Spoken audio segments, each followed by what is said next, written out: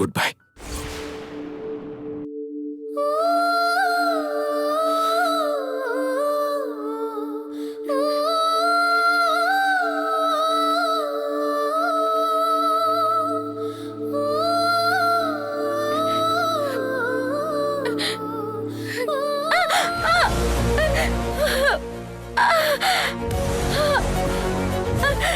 മേഘനെ, എന്തുപറ്റി? കാല് വല്ല ഒളുക്കി കാണും.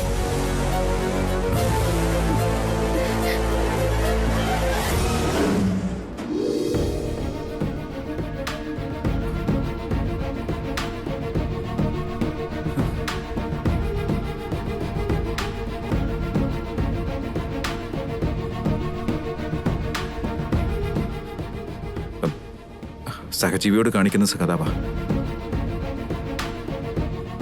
നിന്നെ പോലെ എന്റെ മനസ്സ് കല്ലുകൊണ്ടുണ്ടാക്കിയതല്ല. ഇനിയെങ്കിലും നടക്കുമ്പോ കുറച്ചുകൂടെയൊക്കെ ഒന്ന് ശ്രദ്ധിച്ച് നടക്കാൻ നോക്ക്.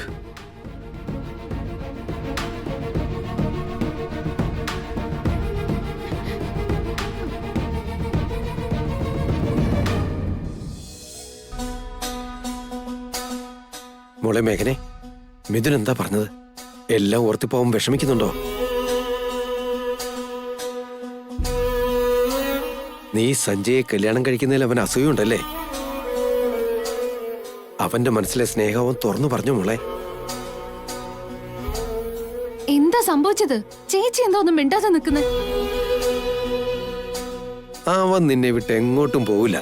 നിന്നെ ആർക്കവും വിട്ടുകൊടുക്കില്ലെന്ന് ഉറപ്പിച്ച് പറഞ്ഞിട്ടുണ്ടാവുമല്ലേ? ഒന്നുമില്ല വല്യച്ഛ.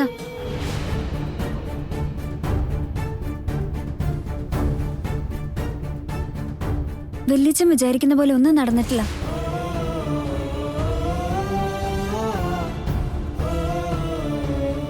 മാത്രല്ല വല്യേട്ടൻ ഏട്ടത്തിയമ്മയോട് വേണ്ടാതീന്ന് ഒരുപാട് പറഞ്ഞു.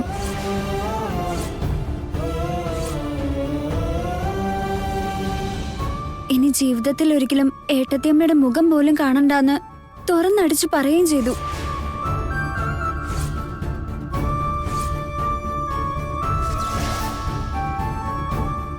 നീ എന്താ സഞ്ജന ഈ പറയുന്നേ? സത്യം തന്നെ വല്യച്ഛ. ഏട്ടത്തിയമ്മയോടുള്ള ദേഷ്യം മൊത്തം ഏട്ടൻ അവിടെ വെച്ച് തീർത്തു. ഞാൻ വെറുതെ എന്തൊക്കെയോ ആലോചിച്ചു.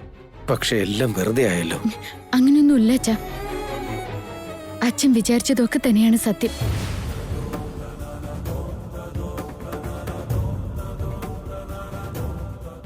മിഥുനേട്ടൻ ഇപ്പൊ എന്നെ വല്ലാതെ തെറ്റിദ്ധരിച്ചിരിക്കുക. നിന്റെ ശരിക്കുള്ള സ്വഭാവം ഇപ്പോഴാടി സത്യത്തിൽ ഞാൻ മനസ്സിലാക്കി വരുന്നേ. പൂന്തിനെ പോലെയാ നിഷ്പ്രയാസം നീ നിറം മാറ്റി തുടങ്ങിയിരിക്കുന്നേ. ഇത് മനസ്സിലാക്കാതെ നിന്നെ വിശ്വസിച്ചതാ തെറ്റ്. മിഥുനേട്ടൻ എന്നെ കുറ്റപ്പെടുത്താൻ ശ്രമിച്ചതൊന്നുമല്ല. പക്ഷെ ഇത് മനസ്സിലെ ദേഷ്യത്തിന്റെ പ്രതിഫലനമാണ്.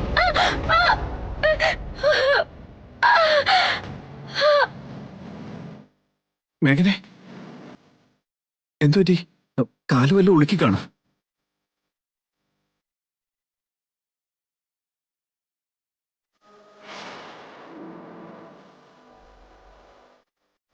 മിഥുനേട്ടന്റെ ആ ദേഷ്യം കണ്ടപ്പോഴാ എന്റെ മനസ്സിൽ ചെറിയൊരു പ്രത്യാശ തന്നെ ഉണ്ടായത്. വല്യേട്ടൻ ഏട്ടത്തി വഴക്ക് പറഞ്ഞിട്ടുണ്ടെങ്കിൽ അതിനെങ്ങനെ ധൈര്യം കിട്ടിയത്? എനിക്കത് മനസ്സിലാവുന്നില്ല. ശരിയാ വിവേക്. എന്നോട് ദേഷ്യമുള്ളതുപോലെ പുറത്തു കാണിച്ചാലും അത് മുഴുവൻ സ്നേഹമാണെന്ന് എനിക്ക് മനസ്സിലായി. ഈ കല്യാണം നടക്കുന്നതിന് മുൻപ് മിഥുനേട്ടന് എന്തായാലും മനംമാറ്റം ഉണ്ടാവുമെന്ന് ഇപ്പൊ എന്നിലൊരു പ്രതീക്ഷ ഉണ്ടായിട്ടുണ്ട്.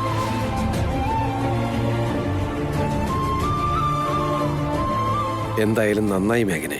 നിനക്കിത്രയും ധൈര്യമുള്ള സ്ഥിതിക്ക് നമുക്ക് അവസാന നിമിഷം വരെ കളി തുടരാമല്ലേ? എടാ നീങ്ങി വന്നേ, അവിടെ കുറച്ച് പണി ബാക്കിയുണ്ട്. ഏട്ടത്തി, എന്താ സഞ്ജന? ഏട്ടത്തി എന്നോട് ക്ഷമിക്കണം. നിന്നോട് എന്തിനു ഞാൻ ക്ഷമിക്കണം? എന്താ കാര്യം? ഇന്ന് വല്യേട്ടൻ ഏട്ടത്തി ഇത്രയേറെ വെറുക്കുന്നുണ്ടെങ്കിൽ അതിന്റെ കാരണം ഞാൻ മാത്രം. ഇനി മതി ഏട്ടത്തി. ഇതൊക്കെ കണ്ട് വെറുതെ നിൽക്കാൻ എനിക്കാവില്ല. ഇപ്പൊ തന്നെ ഏട്ടനോട് സത്യം തുറന്നു പറയണം. നീ അവിടെ നിൽക്ക് സഞ്ജന. ഇതിനു വേണ്ടിയായിരുന്നു മോളെ ഞാൻ ഇത്രയേറെ പാടുപെട്ടത്, എല്ലാവരുടെയും പഴി കേട്ടത്, ഇന്നീ അവസ്ഥ വരെ എത്തി നിൽക്കുന്നത്. എന്തൊക്കെ പ്രശ്നങ്ങൾ ഉണ്ടായാലും അതൊക്കെ എന്തിനാ ഞാൻ നേരിട്ടത്? നിനക്കൊരു കളങ്കം ഉണ്ടാവാതിരിക്കാൻ വേണ്ടിയല്ലേ? നീ സത്യം തുറന്നു പറഞ്ഞ നിന്റെ ജീവിതത്തിന് അത് കളങ്കമായി മാറും. എന്നാലും സാരമില്ല ഏട്ടത്തി. നീ സത്യം പറയരുത്. എന്നെ തൊട്ട് സത്യം ചെയ്യും.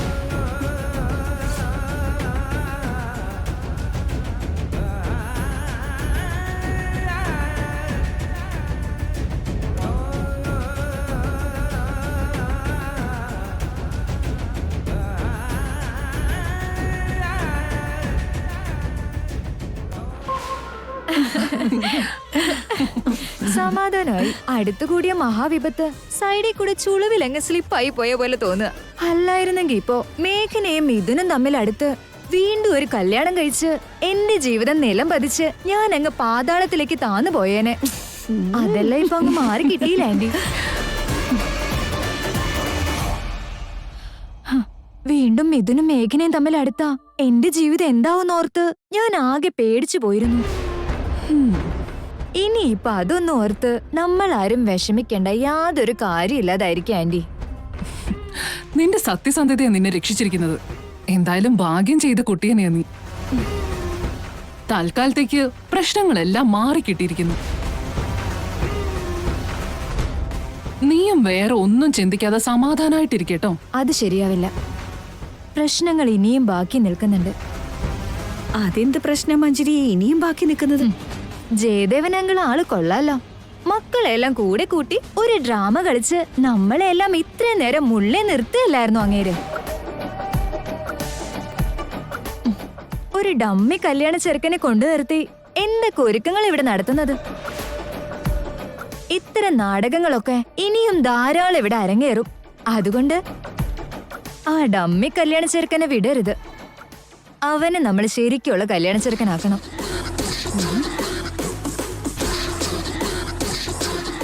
നീ പറയുന്നതൊന്നും എനിക്ക് മനസ്സിലാവുന്നില്ല ബേബി.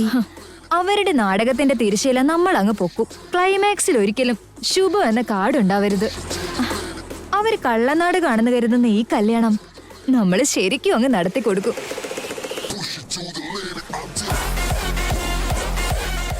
അതായത് ആ കള്ള കല്യാണ ചെറുക്കൻ മേഘനയുടെ കഴുത്തിൽ ശരിക്കുള്ള താലി അങ്ങ് കെട്ടും. അപ്പൊ പിന്നെ മേഘന എന്നേക്കും അവന്റെ ഭാര്യയായി ജീവിക്കേണ്ടി വരും.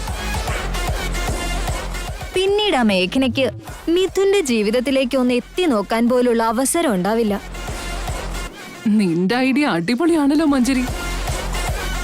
എന്നാലും ഇപ്പൊ പെട്ടെന്ന് എങ്ങനെയാ അവനെ നമ്മുടെ വരുതിക്ക് കൊണ്ടുവരിക? നമ്മള് പറയുന്നത് അവൻ അനുസരിക്കണ്ടേ?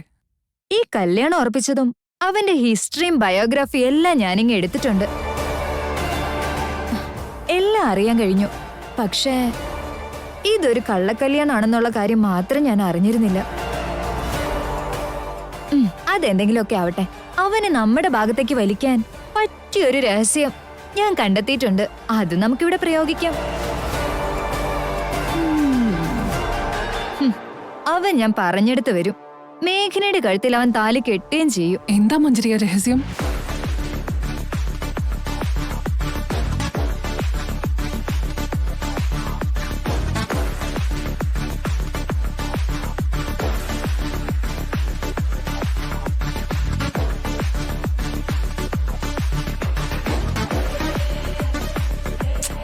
അടിപൊളി മഞ്ജരി. നിന്റെ തലയ്ക്കകത്ത് ഇത്രയും ആളനൊക്കെ ഉണ്ടായിരുന്നോ? യഥാർത്ഥത്തിൽ നീ എന്റെ മകളായിട്ട് ജനിച്ചിരുന്നെങ്കിൽ എന്ന് ജീവിതത്തിൽ ആദ്യമായിട്ട് ആദ്രയെ കാണുമ്പോ എനിക്ക് അസൂയ തോന്നി തുടങ്ങിയിരിക്കുന്നു. എനിഹൗ, ഈ ഒരു വജ്രായുധം ഒന്ന് മാത്രം മതി ആ ഡമ്മി പീസിനെ യഥാർത്ഥ പീസാക്കി മാറ്റാൻ. നമ്മൾ പറയുന്നത് പോലെ മേഘനയെ അവൻ കല്യാണം കഴിക്കുകയും ചെയ്യും. യു ആർ റിയലി ഗ്രേറ്റ് മഞ്ജരി. അത്രയ്ക്ക് അങ്ങോട്ട് പ്രൈസ് ചെയ്യല്ല ആന്റി, എനിക്ക് കണ്ണ് കിട്ടുവേ.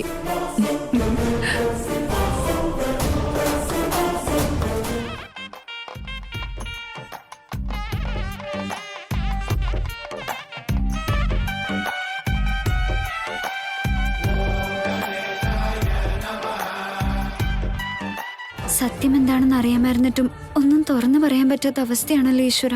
ഏട്ടത്തിയുടെ ജീവിതം തകർന്ന് തരിപ്പണമാകുന്നത് നോക്കി നിൽക്കാനാണോ എന്റെ വിധി? ഇതിപ്പോ എന്റെ സ്വാർത്ഥതയ്ക്ക് വേണ്ടി ഏട്ടത്തിയമ്മയെ ഞാൻ ബലി കൊടുത്ത പോലെ ആയില്ലേ?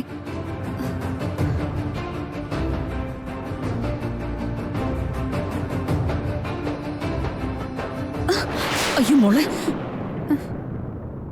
എന്താ മോളെ ഇത്? നോക്കി നടക്കണ്ടേ? ചുറ്റും നടക്കുന്നത് എന്താണെന്ന് പോലും കാണാൻ പറ്റാത്ത വിധം ഏത് ലോകത്താ നീ? എന്തു പറ്റി മോക്ക്? ഏയ് ഒന്നും പറ്റിയില്ല വല്യമ്മേ. നിന്റെ മുഖം എന്താ വിയർക്കുന്നെ? എന്തെങ്കിലും കാര്യത്തിൽ ടെൻഷൻ ഉണ്ടോ നിനക്ക്? ഏയ് ടെൻഷനോ? ഏയ് അങ്ങനെയൊന്നും ഇല്ല വല്യമ്മേ. ഉം. മോൾ എന്റെ കൂടെ വന്നേ.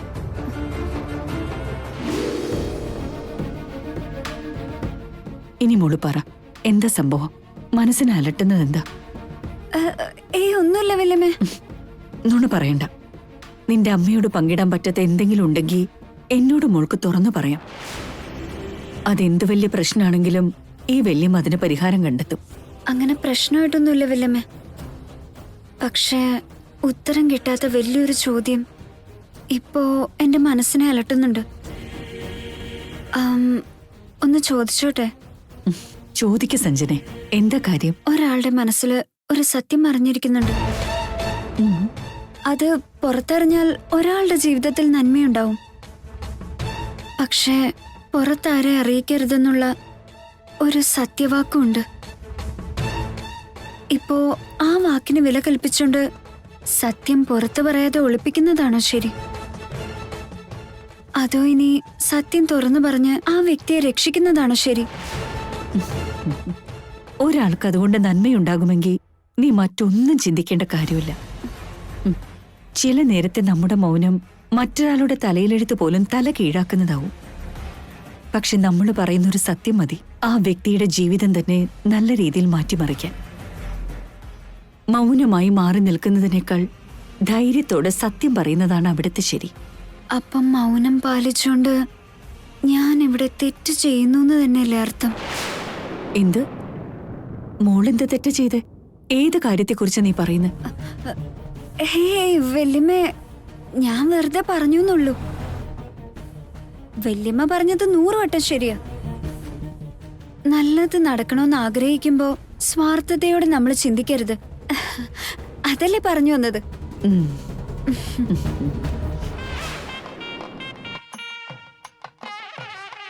മുത്തശ്ശി അവിടെ നിന്ന് ചുമക്കുന്ന കണ്ടപ്പോ ഞാൻ പേടിച്ചു പോയി. ചുമയൊന്നും തുടങ്ങിയിട്ട് നിർത്തണ്ടേ?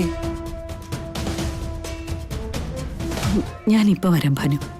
അച്ഛമ്മക്കിപ്പോ എങ്ങനെയുണ്ട്? എന്താ അമ്മേ, അമ്മയ്ക്ക് ചുമയുണ്ടോ? അമ്മ നിക്ക്, ഞാൻ ചെന്ന് ടാബ്ലറ്റ് എടുത്തിട്ട് വരാം. അരുമേ, അതിന്റെ ഒന്നും ആവശ്യമില്ല. എന്റെ മരുമകൾ എനിക്ക് ടാബ്ലറ്റ്സുമായിട്ട് വരുന്നതിന് മുൻപ് തന്നെ നിന്റെ മരുമകൾ എനിക്ക് അതൊക്കെ തന്നു കഴിഞ്ഞു.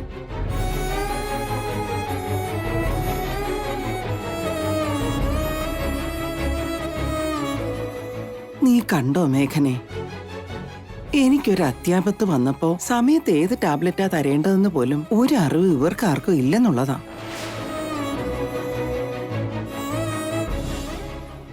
പക്ഷേ എപ്പോ എന്ത് ചെയ്യണമെന്നും ആർക്കെന്താ കൊടുക്കേണ്ടതെന്നും നിനക്ക് മനപ്പാടമാണല്ലോ.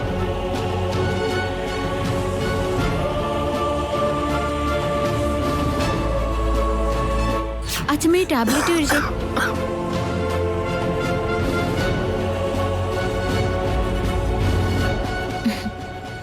അച്ഛമ്മേ, ഇപ്പൊ കഴിക്കാനുള്ള മരുന്നൊക്കെ കൊണ്ടുവന്നിട്ടുണ്ട്. പെട്ടെന്ന് കഴിച്ചേ.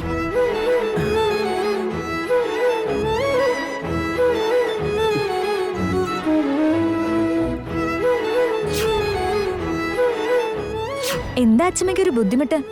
എന്താന്നാ പറയാ, കാലിന് വല്ലാത്ത വേദന.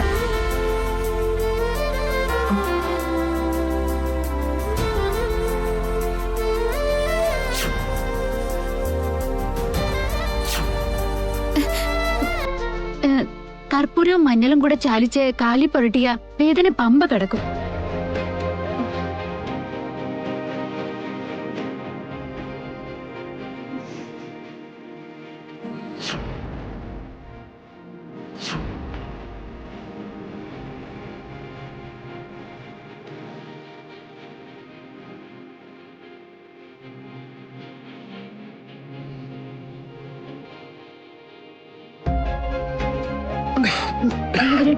എന്താ മേഘന ഈ സമയത്ത്? ഏട്ടനിത് കുടിച്ചേ. കുഞ്ഞുങ്ങൾ ചോദിക്കാതെ തന്നെ അമ്മ എല്ലാം മനസ്സിലാക്കി ചെയ്യുന്ന ഈ നന്ദൻ കുടുംബത്തിന് നീ ഇത്രയും നാൾ ഒരു അമ്മയുടെ സ്ഥാനത്തായിരുന്നു.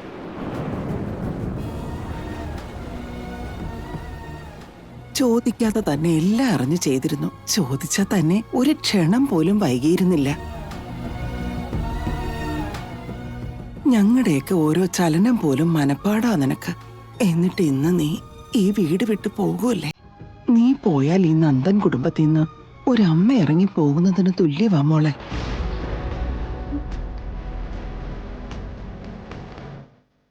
നീ മിഥുന്റെ ഭാര്യയായിട്ടാണ് ഈ വീട്ടിലേക്ക് കയറി വന്നത്.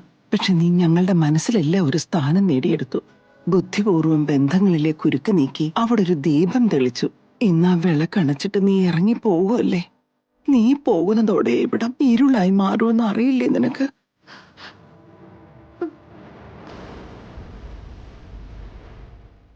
അമ്മേ, ആ, നമ്മളെ ഉപേക്ഷിച്ചു പോകാൻ മേഘന തീരുമാനിച്ചിട്ടില്ല. നമ്മൾ അവളെ വേണ്ടെന്ന് വെക്കുന്നത്.